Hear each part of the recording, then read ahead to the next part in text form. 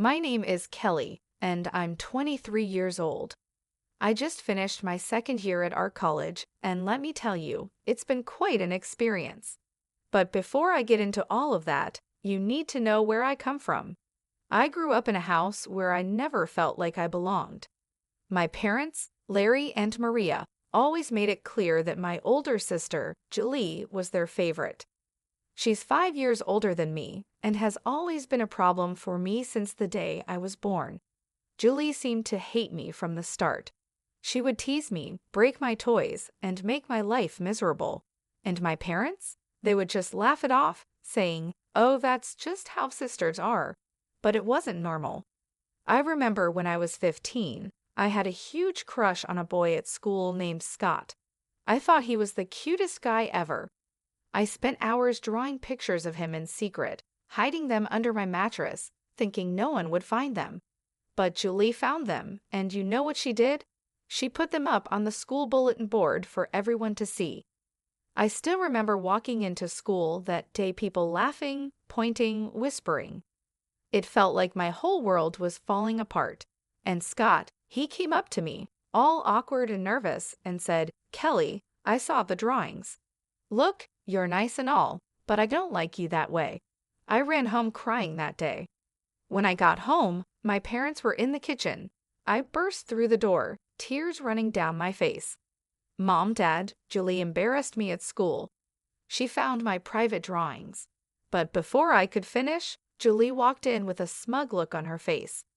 "Oh, come on, Teresa," she said, using the nickname I hated. "It was just a bit of fun. It's not my fault you can't take a joke." And you know what my parents did? They laughed. They actually laughed. "Sweetie," my mom said, wiping tears of laughter from her eyes, "you really need to toughen up. It's not Julie's fault you're so sensitive." That's why, when I got accepted into art college, I was thrilled.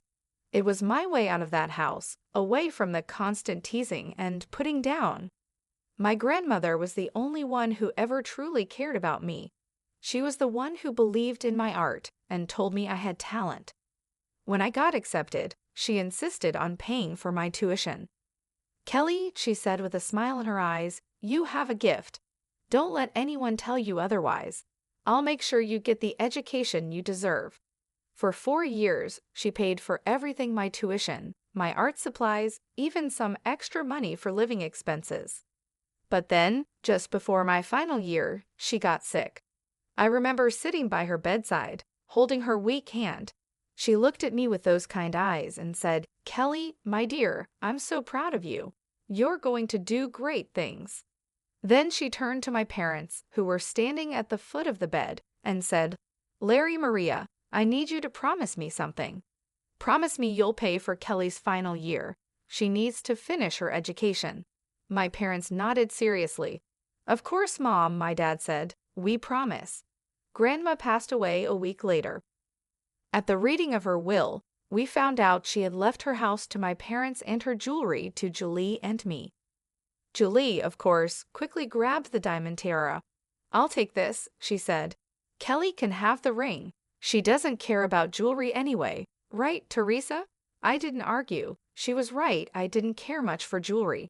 So I took the diamond ring and put it in a safety deposit box at the bank. I made friends quickly in college. There was Lily, a punk rocker with a talent for abstract art, and Brian, a quiet guy who could create sculptures that would take your breath away. They didn't care about my family drama. To them, I was just Kelly, the girl who could paint like nobody's business. "Hey, Linda," Lily said one day, using the nickname I actually liked. "There's a tattoo parlor downtown looking for someone to draw designs. You should apply." I was unsure at first my parents would lose it if they knew I was working in a tattoo parlor. But then I thought, why should I care what they think? So I applied, and to my surprise, I got the job. The owner, a big guy named Ryan with more tattoos than skin, took one look at my portfolio and said, "You're hired, kid." For the first time in my life, I was making my own money. It wasn't a lot, but it was mine. I didn't tell my parents or Julie about it. I could already imagine Julie's teasing voice, saying, Oh, little Teresa's drawing pictures for tough guys now. How cute. College life was good for me.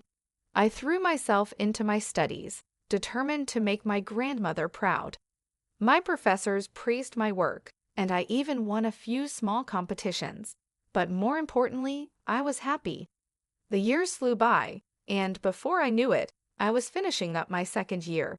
As summer break approached, a familiar dread settled in my stomach. I had to go home. When I opened the door, I walked into chaos. The living room was full of people, all excited and busy. In the middle of it all stood Julie, smiling brightly as she held up a white dress. My mother was the first to notice me. "Oh, Kelly," she said, her smile fading slightly, "you're home. We weren't expecting you so soon." I stood there stunned. Julie was getting married? When did this happen? Julie turned to me, her smile turning into a smirk. "Oh, didn't anyone tell you? I guess we've all been so busy with the preparations that it must have slipped our minds." I felt like I had been punched in the gut. My own sister was getting married, and no one had even bothered to tell me.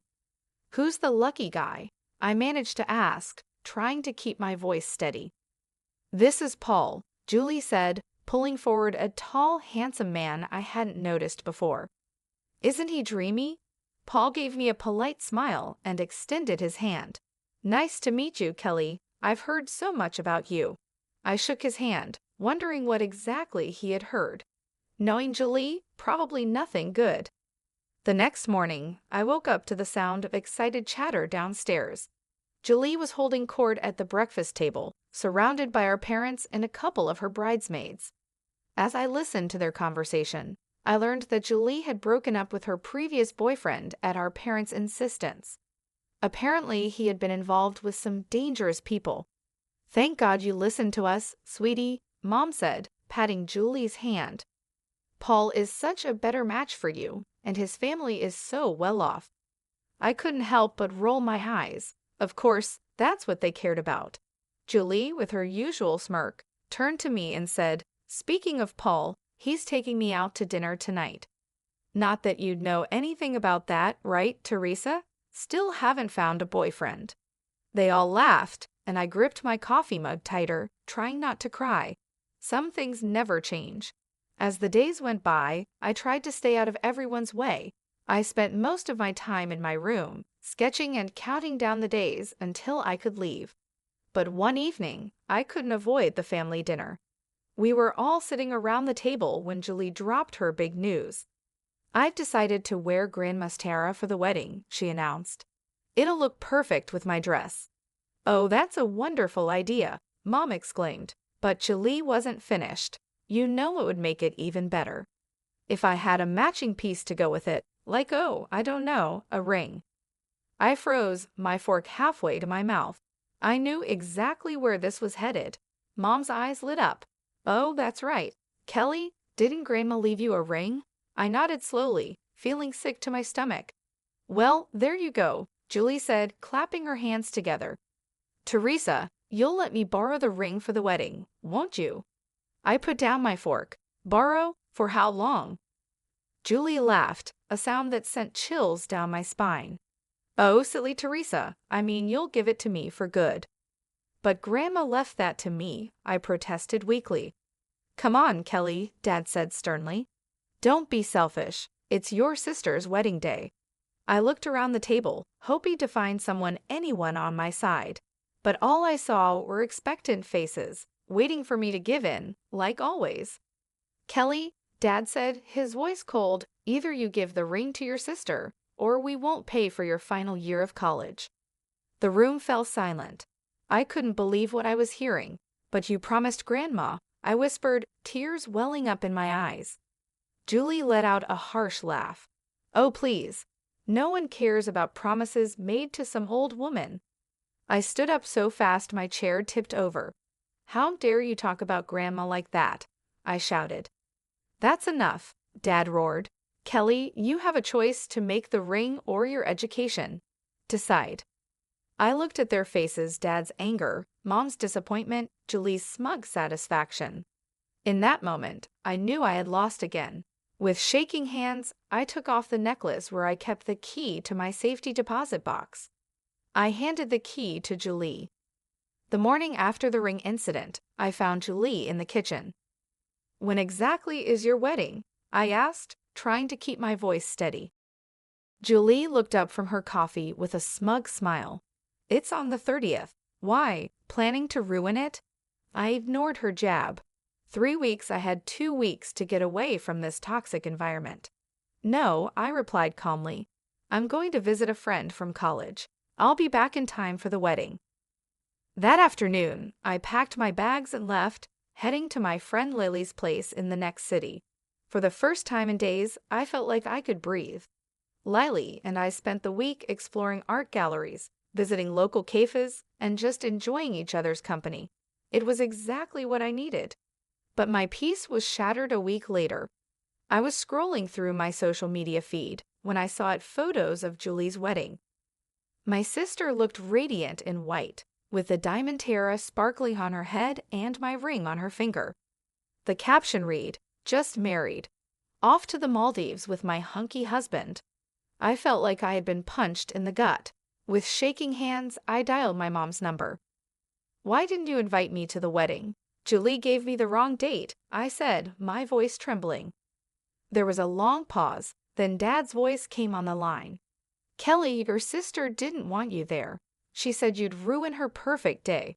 We thought it was best not to tell you." I felt sick. "How could you do this to me? I'm your daughter too." "Don't be dramatic," Mom chimed in. "It's not like you really wanted to be there anyway, right?" I hung up, my whole body shaking with anger and hurt. A few days later, I returned home, only to find that Julie had also come back from her honeymoon. I walked into the living room and saw her with Mom and Dad, looking at apartment listings. I cleared my throat, and they all looked up. "Don't forget about my tuition," I said quietly. "You promised to pay for my last year if I gave Julie the ring." Dad shifted uncomfortably. "Actually, Kelly, we've decided to use that money as a down payment on Julie's apartment instead." It felt like the floor had dropped out from under me. "But you promised. You swore to Grandma." "Plans change," Mom said dismissively. "Julie needs it more. I'm sure you can figure something out." Julie was still laughing, a cruel, mocking sound that made my blood boil. I knew exactly what I was doing when I lunged at her, grabbing a fistful of her hair. Julie screamed, and suddenly everyone was shouting. Dad pulled me away, his face red with anger. "That's enough," he roared. "Kelly, get out of this house right now." I ran to my room, threw some clothes into a bag, and stormed out, slamming the front door behind me. As I walked away from the house, my heart pounding and tears streaming down my cheeks, I realized something. I ended up back at Lily's place, feeling completely lost and broken. For days, I barely left her guest room, alternating between crying and staring blankly at the walls. Lily did her best to comfort me, but nothing seemed to help. A week passed in this haze of despair. Then one morning, as I listlessly checked my email, I saw a message that made my heart stop. "Congratulations! You are the winner of the annual art school competition. Your prize includes a full scholarship for your final year of studies." I read the email 5 times, not believing my eyes. Then I let out a scream that brought Lily running. I handed her my phone, happy tears streaming down my face. "I won. I won a scholarship. I can finish school." Lily's eyes widened as she read the email. Then she pulled me into a tight hug. "Oh my God, Linda, this is amazing." For the first time in weeks, I felt a glimmer of hope. I could finish my degree without my parents' help. I could make my own way. When the new semester started, I threw myself into my studies with renewed energy. Between my classes and my part-time job at the tattoo parlor, I barely had time to think about my family drama. Months passed, and I slowly started to heal. One day, I was hanging out with my classmate Scott, who worked part-time at a local pawn shop. We were chatting about our day when he mentioned something that caught my attention. "You won't believe what happened during my shift today," he said. This girl came in with the most beautiful diamond necklace and ring I've ever seen. Must have been worth a fortune. My heart skipped a beat. What did she look like? I asked, trying to keep my voice calm. Scott described a woman who sounded exactly like Julie. Can you draw the jewelry for me? I asked, my hands shaking slightly. Scott looked confused but agreed.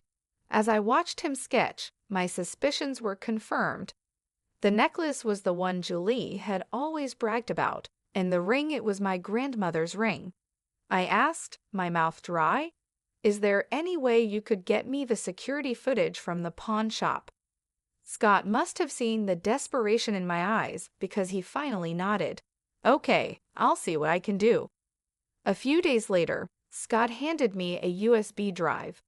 Here, he said, but you didn't get this from me, okay? I nodded gratefully and rushed back to my dorm room. With trembling hands, I plugged in the drive and opened the video file. There was Julie, clear as day, handing over the jewelry. But what shocked me even more was what happened next. As she turned to leave, a man entered the frame. Julie threw her arms around him, kissing him passionately. It wasn't Paul. I leaned closer to the screen, my heart pounding. As the man turned slightly, I guessed I recognized him. It was Julie's ex-boyfriend, the one her parents had forced her to break up with because of his criminal connections. I sat back, my mind spinning. Julie had sold her precious jewelry, including my grandmother's ring, and was apparently cheating on her husband with her criminal ex-boyfriend. Part of me wanted to immediately send this video to my parents, to Paul, to everyone who had ever believed Julie's lies. But another part of me hesitated. This was too big to act on impulsively. Months passed, and I thought I had put my family drama behind me. Then, out of the blue, my phone rang. It was my Aunt Laura, my mom's sister. Kelly, darling, I have wonderful news. She chirped, her voice full of excitement. Your sister is pregnant. Can you believe it? They're having a big announcement party next week. Isn't it exciting? My heart sank. Of course, another family event I hadn't been invited to. That's great, Aunt Laura. Thanks for letting me know. After hanging up, I sat on my bed conflicted. Part of me wanted to ignore it, to continue cutting ties with my toxic family. But another part of me, the part that still held onto the video from the pawn shop, knew this might be my chance. 2 weeks later, I found myself standing outside my parents' house. Cars lined the street, and I could hear laughter and chatter from inside. Taking a deep breath, I walked up to the front door and rang the bell. Mom opened the door, her smile fading as soon as she saw me. Kelly, what are you doing here? Without answering, I pushed past her and stepped inside. I walked into the living room, and the chatter quickly died down as everyone noticed me.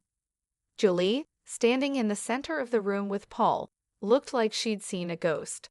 What is she doing here? Julie hissed. Dad's voice boomed through the room. Kelly, get out of this house immediately. You're not welcome here. Confused murmurs rippled through the guests. I saw Paul's parents exchange worried glances. Mom, always concerned about appearances, forced a fake smile. I'm so sorry, everyone. We've had to distance ourselves from Kelly. She's become quite greedy and unworthy of our family name. The room erupted into arguments. Some relatives defended me, while others sided with my parents. I raised my voice. I have something to say. Gradually, the room quieted down, and all eyes were on me. I turned to Julie. Congratulations on your pregnancy, sis. But I have to ask, why aren't you wearing Grandma's tiara and ring? Julie's face went pale. Her mother-in-law spoke up. Now that you mention it, I haven't seen that beautiful ring in a while. Julie dear, where is it? Julie stuttered. I sent them for restoration. They needed cleaning. I nodded slowly, pulling out my phone. That's interesting because I have a video here that tells a different story.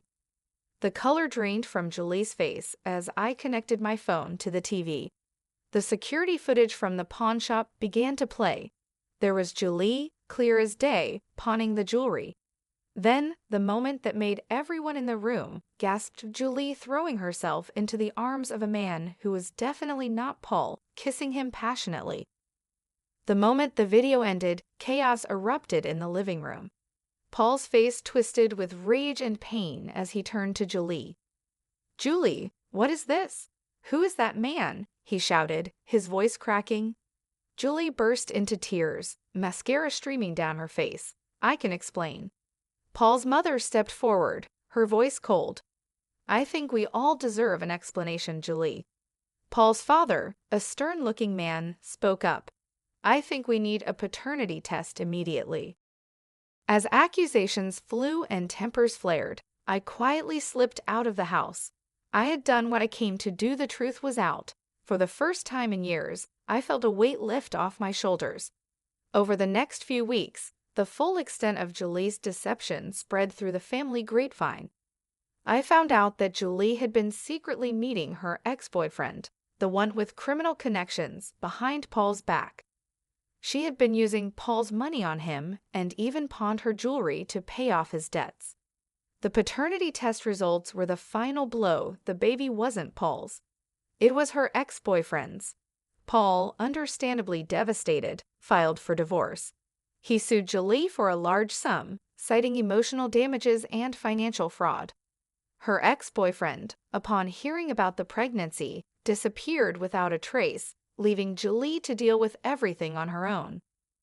My parents, who had always favored Julie, had to face the harsh reality of her actions. They were forced to take out a big loan to help Julie pay the money Paul demanded. Their golden child had fallen, and they were left to pick up the pieces. In a twisted turn, they tried to blame me for everything. Mom left a voicemail on my phone, her voice bitter and accusing. "Are you happy now, Kelly? You've ruined your sister's life. I hope you're proud of yourself." I deleted the message without responding. Their words no longer had the power to hurt me. As for me, I returned to college, focused on my studies, and started building the life I wanted. I cut off all communication with my family, changing my phone number and email address. The toxic cycle was finally broken. It's been 4 years since that day when I exposed Julie's lies. I graduated from art college with honors, and my final project received praise from both professors and local art critics. Now, at 25, I'm working at the Harmony Art Gallery in the city. It's a dream come true. I'm surrounded by beautiful artwork every day, helping to curate exhibitions, and even organizing events for up-and-coming artists. But that's not all. I've been painting in my free time, and to my surprise and delight, my work has caught the eye of several collectors. I haven't forgotten my roots, though. I still create tattoo sketches in my spare time. It's become a cherished hobby, a link to the past that reminds me of how far I've come. Some of my designs have even been featured in tattoo magazines, which never fails to make me smile. As for my family, well, that's a complicated story. I've kept in touch with a few aunts and cousins who stood by me during the fallout. They keep me updated on the family drama, though I try not to let it affect me anymore. From what I hear, Julie is still living with our parents. She's unemployed, struggling to raise her child alone. Mom and Dad, facing their own financial troubles, are constantly pressuring her to find a job and move out. The arguments are frequent and bitter, or so I'm told. I haven't spoken to my parents or Julie since that day. They tried reaching out a few times at first, sending guilt-tripping messages and leaving angry voicemails, but I stayed firm in my decision to cut ties. Eventually, they stopped trying. On a brighter note, I've been dating a wonderful guy named Frank for the past year. He's a graphic designer I met at a gallery event. He's kind, supportive, and, best of all, he understands my passion for art. We're even talking about moving in together soon, which feels like another step toward building the life I want.